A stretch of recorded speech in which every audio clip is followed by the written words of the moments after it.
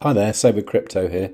Okay, so in the past I've done a few kind of ByBit $200 challenges, and I must admit they've all ended up pretty bad, mainly because I didn't know what I was doing, or I was taking too much risk, or the market just kind of dumped when I didn't expect it to, or it just behaved erratically, and the kind of system I had in mind didn't really work out very well. Now, since then, I've been playing about on my own sort of thing, and I've got a few trades that are doing okay. So, for example, here I've got this little Bitcoin USDT one, which is like 1% in profit, not a lot. And then say this morning I had this short on Bitcoin, and when there was that nice little dump, I managed to get out of that with a 13% profit, which was actually worth $76, so that was quite good. But generally I've been having quite a few little wins, so it's made me interested again to maybe do the same challenge again. Now, what I used to do, I used to use a separate account for the challenge. Now, I can't do that now because of the KYC thing, so you can only have one ByBit account.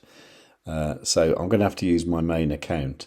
And in a way, I don't really want the challenge stuff to get mixed up with my own stuff. But there again, if I get into a bit of a pickle, I might want to be able to, use the funds I have to sort of get me out of any scrapes. So I'm still not quite sure the best way to do it. I'll just show you what's in this account at the moment. In fact, let's just look at the derivatives account. Okay, so at the moment in here, there's $1,685 in USDT, and there's about a $5's worth of Bitcoin, and then not a lot else really. So I'm wondering if what I should do is maybe get like $200 worth of Bitcoin and then do the challenge again with that. If you think that's a good idea, let me know down below. The alternative is use, say, $200 of USDT, and then I trade with that. Now, the advantage there would be that I could trade, Bitcoin, Ethereum, any altcoins I fancied without actually having to buy them. But the only thing that puts me off a little bit about that is I think Bitcoin is really quite low at the moment, and I think we're going to see price increases towards the end of the year. So while I'm waiting for a trade to happen, I don't mind if I miss a trade when I'm holding Bitcoin and the price goes up, because I'm still holding Bitcoin. If the price of Bitcoin goes up massively and I'm holding onto a chunk of USDT, I'm going to feel a bit annoyed about that, because obviously I'm holding onto something that's not going to go up in value. So I'm still thinking the best way to do it. I mean, maybe I should just sort of equalize these a bit and then call it like a $800 challenge, or maybe have $800 but try and trade with only 200. So I haven't quite decided what's the best way to go about it at the moment. So I'm open to suggestions, but whatever I will be using USDT perpetual, or I'll be using BTC USD inverse contracts, or maybe a combination of the two, because thinking about it, I actually like using BTC USDT for shorting, and I like using BTC USD inverse contracts for longing. So maybe I should just divide it up into two. But anyway, I'm open to suggestions, and I will be discussing this with my members in this Telegram group here called the Save With Crypto Club. And if you're not part of that already, what you need to do is to sign up for the announcement channel, which is a Telegram channel that you can get to by going to savewith.crypto.org/TG. And then at the top, you'll see this pinned message, which gives you the details on how to get into the Save With Crypto Club, where we can have a discussion. So if you're in the Telegram groups, let me know there. If you've got some ideas you want to discuss with the rest of the world, please leave a comment below and just let me know how you would like to go about this, because I really think it's a good opportunity now to just try and make some serious money. So it'd be good also if you kind of let me know the amount of money that I think we should be starting with.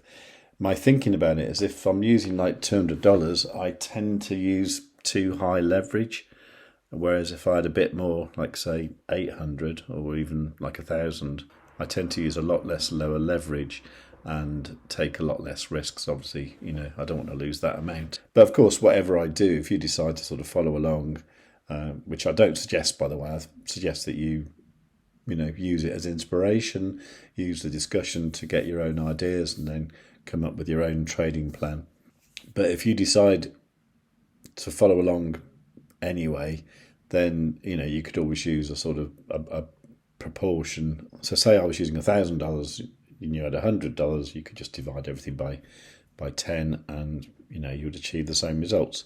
And it's the percentage increases that we're looking for. And my idea is to do quite a lot of trades and compound the gains and get that initial sum up to a reasonable amount, like sort of $10,000-$20,000. And when you get to that stage, it's quite easy just to use that to sort of create an income. So that's my goal with that. Now, I'm not going to make this a requirement, but I would seriously love it if you use my affiliate link. So for ByBit, that would be savewith.crypto.org/ByBit. And that will get you a hefty deposit bonus, so up to like $30,000. But, even if you've only got like a few $100 bonus, it's going to be money that you can trade with straight away using this kind of strategy that we come up with. So it's a win-win, really. If you've already got a ByBit account, you can register a new one. I think you have to use a new email address. And then there is a procedure how you can move your KYC to the new account. And this is something I mentioned in a video earlier on today, and I'll just leave a link to that in the corner. But by doing that, it means that you'll get the bonuses again, I believe. And also, if, for example, you've already made your account into a unified trading account and you don't like it, and I personally don't, I don't think I do anyway, and you just want the normal account, then that's the way you can do it. That's the only way you can do it as far as I can see, unless you want to get involved with sub-accounts. But see my video from earlier on and you'll see what I mean. But yeah, I would love it if you use my ByBit link. So that's savewithcrypto.org/ByBit. If you want to try BitGet, I don't like it much myself, but that's got really big bonuses as well. So that's savewithcrypto.org/BitGet. And there's some others as well that you'll find in the description below this video, all with quite reasonable bonuses. But ByBit does have the biggest bonuses. So I hope you like the sound of that, because I'm quite excited again. So if you're interested, leave a comment below. Definitely like this video, and let's get on with it. But above all, tell your friends.